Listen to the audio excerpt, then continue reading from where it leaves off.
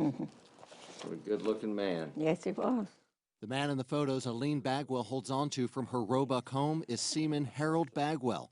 Her husband may be gone now, but memories of how they first met on a train are still vivid. When I got on there wasn't two seats available. One by a good-looking sailor and the other one by an old man. So I picked the sailor. You picked the sailor. and that's how we met. Miss Aline certainly made an impression. The next day, she received a letter, and many more in the years to come. She saved every single one. I didn't know, my darling, that every day that passed would find me even more in love and happier than the last. Yours with love, Harold. That's sweet. Sweet words from a man who would see some of the most harrowing events of World War II while on board the USS Neosho. No, they went through a lot. People don't even think about now. A man who still thinks about it is Harold's son, Randy Bagwell.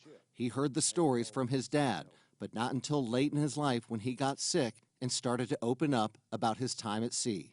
But a lot of the guys were severely burned, being an oil tanker and the explosions and all. It was bad. Many of the stories were written about in the book, The Ship That Wouldn't Die, like how Bagwell was a machinist on the Neosho when the oil tanker escaped the bombing at Pearl Harbor. Bagwell was unloading on the morning of December 7th. That's when they said, if these guys don't watch out, someone's going to get hurt, thinking it was the Air Corps just clowning around. And that's when they saw the Japanese. They got back on. They had to cut it loose to get it away from the dock. He said when the Arizona blew, he was already down in the bowels of the ship. The Neosho got out of Pearl Harbor that day, but months later, Bagwell and the Neosho crew, along with the USS Sims, would sustain heavy bombing by the Japanese in the Battle of the Coral Sea. Of the two ships, about 600 people, crew of both ships, you had only about 125 survived.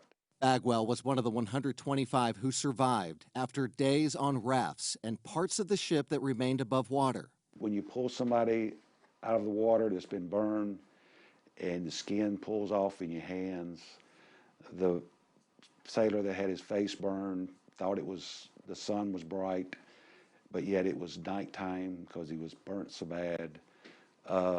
Those were the things he would talk about, and I would sit and listen. Despite surviving those two major events of the war, Bagwell would go on to serve other tours in World War II before returning to the States, marrying Aline, and raising 3 children in Roebuck. Living a good life, but one filled with survivor's guilt. He said, and here I got to live a full life, and they didn't. People do not realize the suffering that happened. But through telling his story, Randy and his mother hope others will pause to remember the sacrifices so many made, like Harold. You then try to understand what they went through, not for a year, but for years and decades. And it's just astonishing that they did so good and so well. After the war, you get to live the fruits of what they have sowed for you. And it's hard to understand how people can forget that. In Roebuck, Ben Hoover, 7 News.